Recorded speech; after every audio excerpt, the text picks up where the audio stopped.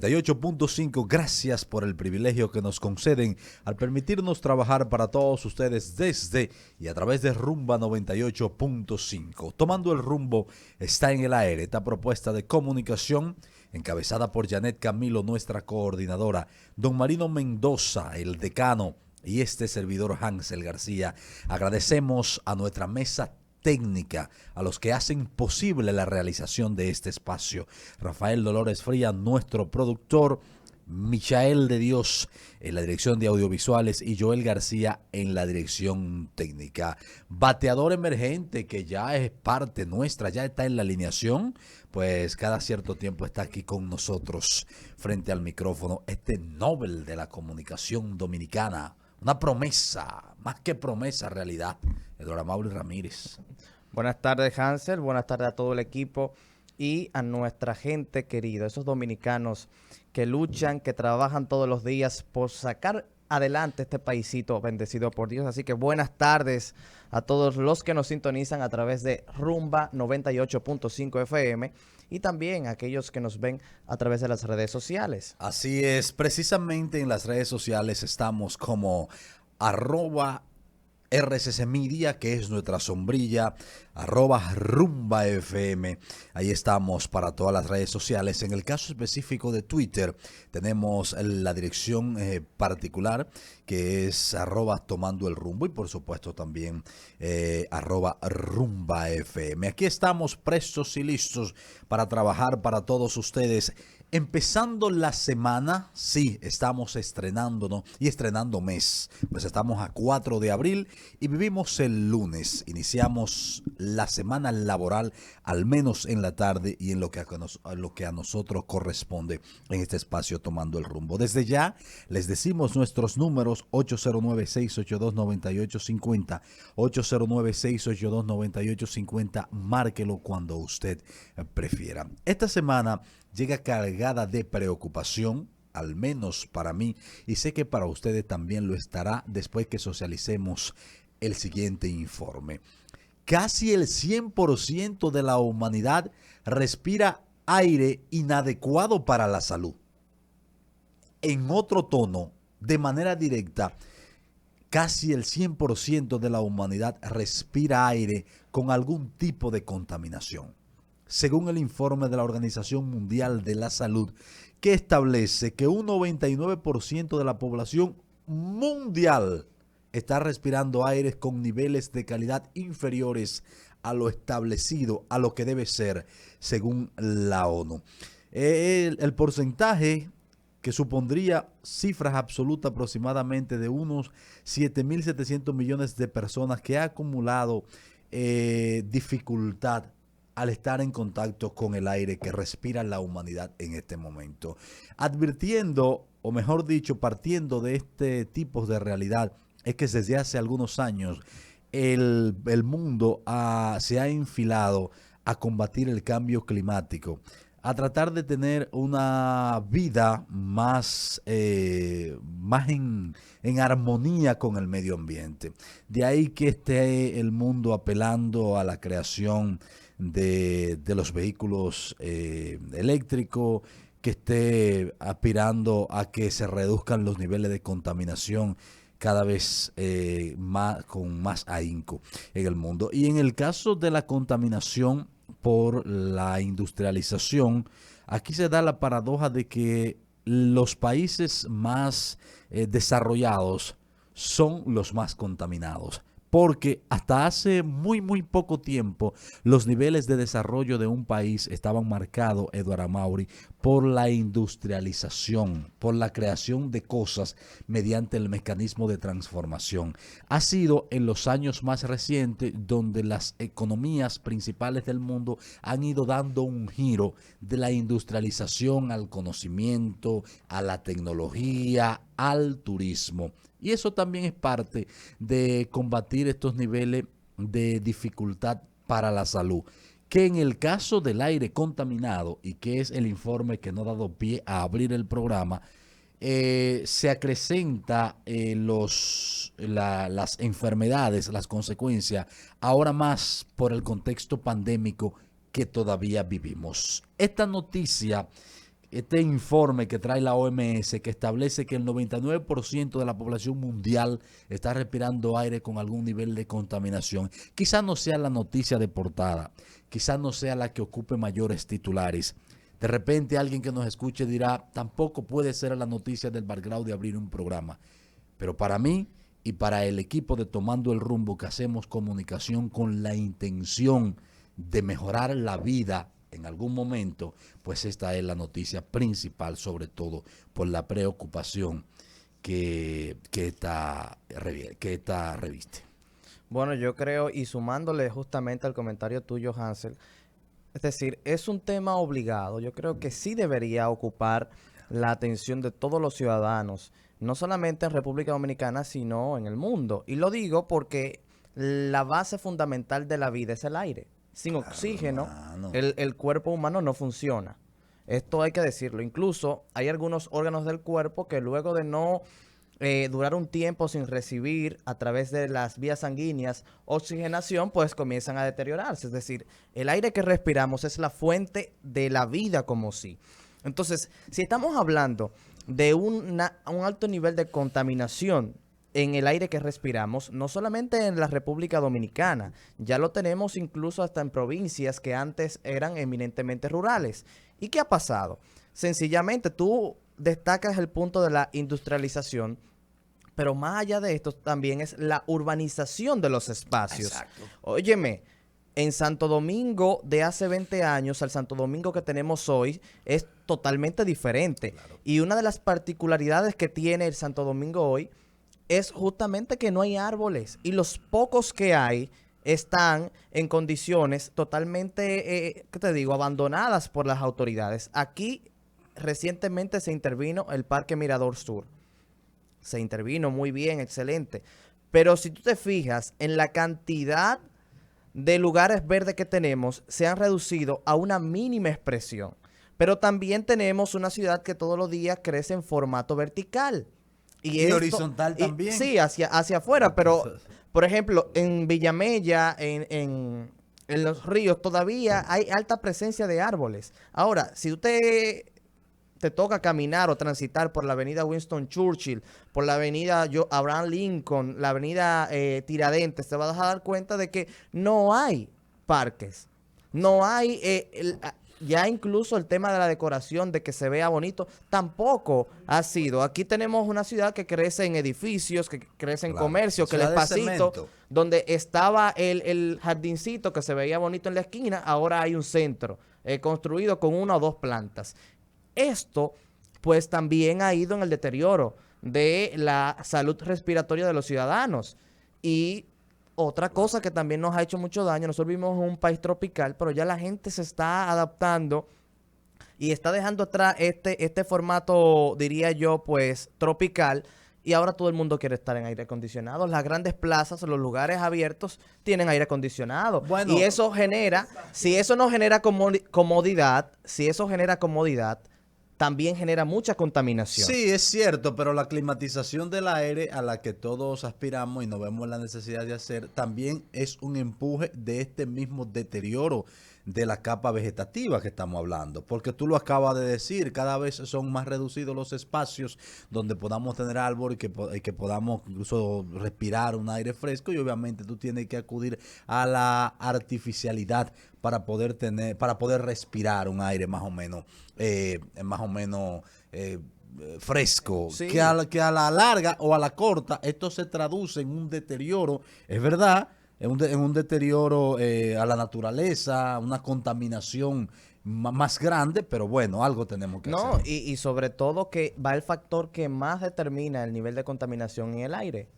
Así. El tránsito vehicular. Claro, nosotros tenemos una sobrepoblación de vehículos en el polígono central, diría yo, en toda la ciudad de Santo Domingo, y justamente esto es algo que va a ir siempre en deterioro de los ciudadanos y de su salud. Totalmente. Los tapones, es decir, ¿quién se atreve a respirar en un tapón? ¿Quién se atreve a bajar su vidrio a respirar? Porque tienes 30, 15 vehículos todos emitiendo gases diría yo, de contaminación. Sí, claro, claro. CO2, es decir, lamentablemente. Ese dióxido de carbono te mata. 809-682-9850, 809-682-9850. Ese es nuestro teléfono de Tomando el Rumbo. Usted también puede opinar sobre este tema con el cual hemos decidido abrir el programa, o sobre cualquier otro que usted quiera poner, o sobre lo que va pues marcando esta tarde, una tarde muy particular. Ha empezado como a sentirse el calor, a propósito de 809-682-9850. Es verdad, ya casi Semana Santa, o sea, el viernes que viene es Viernes de Dolores ya. Sí. El viernes tuyo, Rafael, el apellido, yo espero que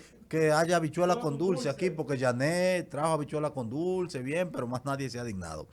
Bueno, Eduardo Mauri, y por supuesto a la audiencia, Costa Rica tiene nuevo presidente. El señor Rodrigo Chávez ganó las elecciones de Costa Rica ayer domingo en segunda vuelta. Lo ganó con un 50 y tanto de los votos, sí. Creo que con un 52.9, sí. Un 53, vamos a redondear. Pero aquí se dan ciertas particularidades. Primero, Rodrigo Chávez gana con un 52.9%. Sobre José María Figueres, que es un ducho político, expresidente de Costa Rica, creo que 94, 98, pero también hijo de José María Figueres, padre, que fue un hombre de grandes avances, de grandes matizaciones en la política de Costa Rica, fundador del partido legendario Partido Liberación Nacional, PLN, que dicho sea de pasada, por ese partido que se postuló ahora Figueres de nuevo. Y que en la primera vuelta, hace como 2 meses, tengo que confirmar el dato, en la segunda vuelta, Rodrigo Chávez fue la gran sorpresa. Sí. No creía uno, Mauri, tú que eres el especialista en temas internacionales, que este hombre iba a llegar a estos niveles de votación. ¿Por qué? Bueno, es un hombre con un partido nuevo. Él también, su primera candidatura. En el caso de Rodrigo Chávez, que es un economista, es un ingeniero, un economista redondo, y de hecho sus principales promesas de campaña están enfiladas al tema económico, al tema de la economía costarricense. Este muchacho también, bueno, muchacho no, tiene 60 años, es muchacho porque es la primera vez que se candidatea en comparación con Figueres. Estamos hablando de su veteranía política. Pero Chávez fue funcionario del Banco Mundial y de allí salió con unas acusaciones de agresión sexual. Cerca de 2 o 3 mujeres lo acusaron de haberles agredido sexualmente, y después, cuando se hizo una investigación, aparecieron más mujeres que lo acusaron. Cuando hablamos de agresión sexual, por eso me gusta usar bien los términos, no estoy hablando necesariamente de violación sexual, que puede haber agresión sexual sin que haya violación sexual. Una violación sexual siempre es una agresión. Ahora, una agresión sexual no siempre es una violación. Una agresión sexual puede ser acoso sexual, puede ser como tratar de ser invasivo sexualmente. Pero bueno, a él lo acusaron y el Banco Mundial, por el escándalo, le pidió que renunciara. Pero su política económica frente cuando estuvo en el Banco Mundial supuestamente fue muy buena, y de hecho ha sido esa sus principales eslabones de campaña. Pero también, a Mauri, un discurso muy de moda, un discurso dirigido al neuromarketing, un discurso populista, vamos a hablar claro.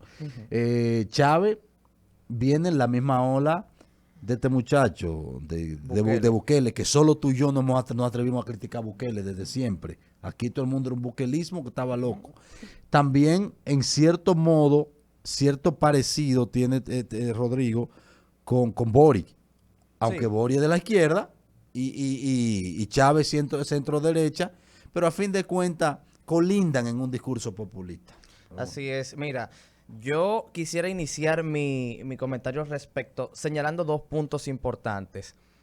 En esta contienda electoral de Costa Rica del pasado domingo, hay 2 importantes datos que mencionar. Ambos candidatos habían sido señalados por temas de corrupción o escándalos mediáticos. En el caso del señor Chávez, como tú mencionabas, por el tema del acoso sexual, y en el caso del expresidente Figueres también, por que había recibido, según las acusaciones de esa época, había recibido un pago de $950,000 producto de una asesoría, lo cual, luego de un proceso legal que se agotó hasta concluir, el Ministerio Público decidió pues eliminar la acusación contra este imputado, contra el expresidente Figueres, porque reconoció que no tenía las pruebas respecto al tema.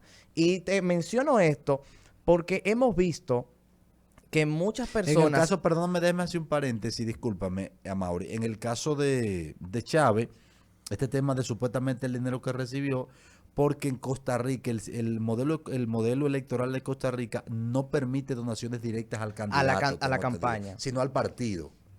Lo que entra, las donaciones que entra, tiene que ser bajo la cuenta y bajo el ribete del partido. Sí, tiene un sistema electoral totalmente muy distinto. institucionalizado, porque Costa Rica es institucionalizado. Claro que sí. Es decir, si nos ponemos a hablar de las bondades justamente de tener una economía estable, reconocida por el Fondo Monetario Internacional, y otros temas como la educación, que a pesar de que tiene, señores, la educación de Costa Rica tiene también sus desventajas. Incluso una de las promesas de campaña de ambos candidatos fue justamente mejorar la calidad de la educación en esos países, como también la salud.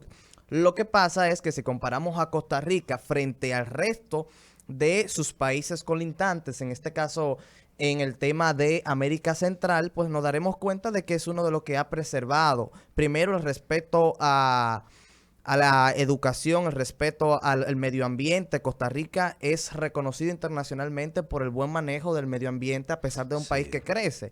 Y crece económicamente, pero siempre mantiene son conservadores con el tema medioambiental a rajatabla. Se cumplen muy bien las medidas medioambientales y las leyes también.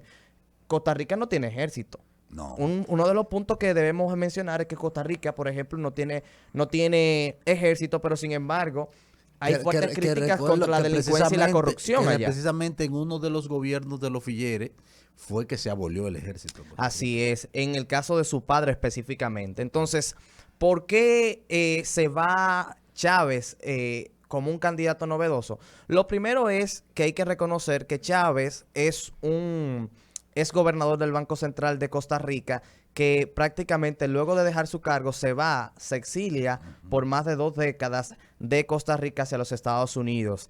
Y luego entonces regresa con interés de participar en la política. Rápidamente se convierte en un candidato idóneo, puesto que no tiene experiencia, su partido es nuevo, no es un partido tradicional de lo que las coyunturas que anteriormente han sido señaladas por corrupción justamente en la misma sociedad.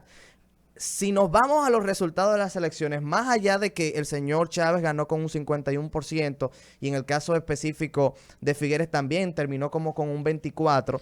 Sí, porque hay que recordar el tema de la abstención. Fue de un 41%. Es decir, tú me estás hablando a mí de que solamente decidió cerca del 61%. Decidió estas elecciones. Y esto también... Perdóname, la abstención fue de un 42.85. Oye, o sea, un todavía 43%. Más, un 58% decidió todavía este punto. Y es cuestionable. ¿Y por qué digo que es cuestionable? Principalmente porque Costa Rica ha dado ejemplo de que está harta en buen dominicano del sistema partidario tradicionalista. Es decir, o de la actuación de los políticos tradicionales. Y lo vemos constantemente. ¿Por qué?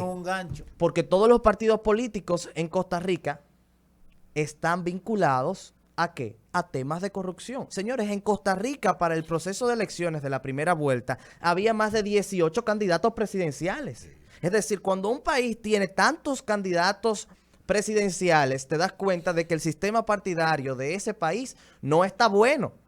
Porque no puede ser que la sociedad se erosione tanto con tantas fórmulas presidenciales, con tantas visiones de política distintas, que no lleguen a consensuar entre ellos y que 5 candidatos digan, vamos a unirnos en una alianza, diría yo, unas primarias, como sucedió en Colombia, una coalición. Se unen 5 partidos distintos, luchan entre ellos dentro de la misma coalición y el candidato que gane, ese es el candidato que representará esa coalición, ya sea de izquierda, de derecha. Pero eso no sucedió.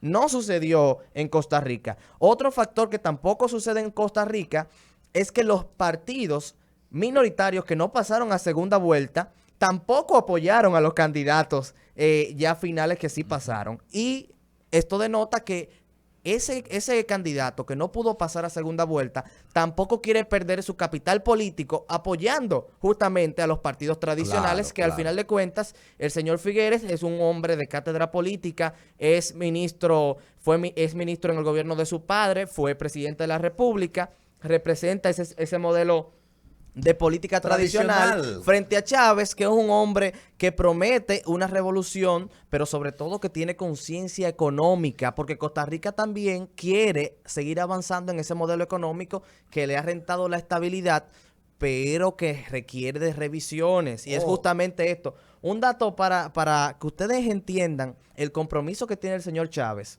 Él ganó las elecciones con un 52%, pero lo primero que él tuvo que poner en su plan de gobierno es un proceso de reformas constitucionales para agilizar algunos proyectos de leyes en el Congreso, oye, en el Congreso Sí. de Costa Rica, pero si no lo hace, entonces él mismo tuvo que poner en su propio discurso el tema de los referéndums, porque que tampoco está. Para que ustedes entiendan lo complicado que es la situación de los políticos tradicionales con el pueblo costarricense. Miren, en Costa Rica se tuvo que erigir el edificio del Congreso Nacional.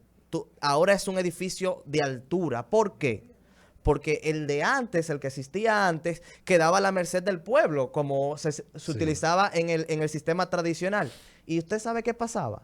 Y cuando la gente se descontentaba con el honorable Congreso de su país, iba y caía a tomatazos, a pedradas. Hacían una botellada, una botellada. Mira, a propósito, me gusta el discurso conciliador ahora que ganó las elecciones, de llamar a Figueres, de llamar a la unidad. Eso me deja más tranquilo porque su discurso populista de campaña para mí me dejaba chivo. Yo no creo en eso. Yo no caigo en esos ganchos. Mira, ojo con Haití. Ojo con Haití. ¿Qué tiene Haití? Haitianos hirieron de gravedad a un militar que custodiaba la frontera, a un miembro del CESFRON. Este militar iba al relevo, a relevar al otro. Y entonces aparecieron unos desaprensivos haitianos, presuntos delincuentes, y arremetieron contra él y casi lo matan. Ese muchacho, ese militar, está debatiéndose en este momento entre la vida y la muerte. ¿Por qué digo ojo con Haití? Ya hace mucho que vengo diciéndolo al micrófono. Y para partir de un punto, este es el segundo militar en menos de 2 semanas que los haitianos agreden en la frontera. El segundo militar en menos de ¿qué año? Menos de un año, yo dije, en menos de 2 semanas. El segundo militar. Y esto viene, esto viene con el preámbulo de unas protestas que se han escenificado en Haití en las últimas semanas, que han existido varios muertos incluso. Esas protestas, después que Haití vivió todo este proceso que hemos visto de descomposición, de agresividad, de violencia a raíz del magnicidio, hubo como una tensa calma, una calma muy efímera. Y desde hace varias semanas volvieron las protestas. Primero por aumento salarial, después por el alto precio de los aranceles. Y esas protestas pasaron a nuestro territorio con unos trabajadores de Zona Franca en Dajabón. Y tomaron nuestras calles de República Dominicana a protestar en Dajabón. ¿De acuerdo? Miren por dónde van. 2 militares de nosotros a punto de morir a manos haitianas. Más un arsenal el otro día, encontraron en la piña muchísimas cosas. Yo no caigo, nunca lo he hecho, en la paranoia, en el miedo, en el nacionalismo, en el nacionalero que muchos quieren partir. Pero sí me gusta como que las cosas estén en orden siempre. Que las cosas estén en orden siempre y aquí nos descuidamos mucho con Haití. Nos descuidamos mucho con Haití y cuando ellos están ya entonces en una manera ya muy difícil en la frontera, es que decidimos poner orden. Que sí la sabemos poner, pero a veces llega tarde. Y más que las relaciones están un poco crispadas por las inconformidades del tema del canal, que no se sabe en qué quedó, el tema del muro, que si está parado, que si no está parado. Entonces veo como muy ambivalente las políticas de control fronterizo y migratorio en el tema haitiano. Ojo con Haití. Así que eso por ese lado. Bueno, ¿qué te digo? Haití continúa en ese proceso de convulsión social y como todos sabemos, pues esto no va a acabar por ahora. En un país donde todos diría yo que las figuras representativas del poder se están, tú me dices, yo te digo, pues evidentemente no vamos a tener rentabilidad democrática en Haití. A mí realmente el tema con Haití respecto a los escenarios de violencia, yo creo que nosotros también tenemos que aceptar que eso va a seguir ocurriendo. Porque es un país que está en una combustión social significativa y constante. Todos los días en Haití explota algo nuevo. Lo último que vimos que se hizo viral fue el caso de la avioneta que se robaron desde el aeropuerto de Las Calles. Pero ya eso, aquí lo hicieron, ya sí, van atrasados. Pero vuelvo y te digo, ¿qué ocurre con esto? Nosotros no podemos pretender. No, ya aquí se robaron aviones. Sí, claro, pero allá se lo robaron Ya aquí pasamos esa materia. Pero no lo sacaron del Aeropuerto Internacional de las Américas como lo sacaron ellos de la calle en Haití. Es decir, hay que decir la verdad. Hay un sinnúmero de desórdenes sociales en Haití que evidentemente a largo plazo van a perjudicar a la República Dominicana. Pero lo que quiero hacer énfasis es esto. Nosotros no podemos volvernos locos cada vez que Haití tenga un proceso así. Porque al final de cuentas estamos conviviendo con un país que tiene un desorden social activo. Esto es un volcán en erupción constante. Que es un desorden. Bueno, póngalo más allá. Eso es un volcán. Entonces, ¿qué hace la gente que vive cerca de un volcán? Bueno, pone alertas para cuando el volcán entre en erupción, ellos saben. Es justamente lo que pasa con Haití. Nosotros tenemos que entender que esas situaciones van a seguir ocurriendo constantemente. Está ocupada esa. Estábamos tratando de comunicarnos con la gente, pero nuestro productor Rafael Dolores Fría nos dice que es tiempo de una pausa, porque luego de este contacto con publicidad, nosotros vamos a hablar de cátedra, vamos a hablar de ciencia, vamos a hablar de docencia. Nos vamos para la UAS. Usted sabe que en la UAS hay elecciones pronto, ¿verdad? En la UAS Tú nunca has ido a la UAS. Yo tengo que llevarte a la UAS. Yo soy egresado de la UAS. No, espérate. Yo soy guasdiano. ¿A Mauri nunca ha ido a la UAS? Sí, yo he ido a la UAS. ¿Para qué tú sabes que Hansel se vende como el Jesucristo? Jesucristo no. Yo soy egresado de la UAS. Pero bien. ¿Usted nunca ha ido a la UAS? Claro que yo he ido a ¿Tú la has ido a la UAS? UAS? Claro que sí. ¿Dónde está arruinada? ¿Dónde está arruinada? No, espérate. Yo no soy estudiante de la UAS. Yo he ido a la UAS. Te has perdido, Ya. te has perdido de muchas cosas. De muchas huelgas. Incluyendo gramitas. Al regreso de la pausa, recibimos a la profesora Juana Encarnación. La profesora Encarnación es decana de la Facultad de Ciencias y Economía de la UAS y uno relajando. Ya volvemos.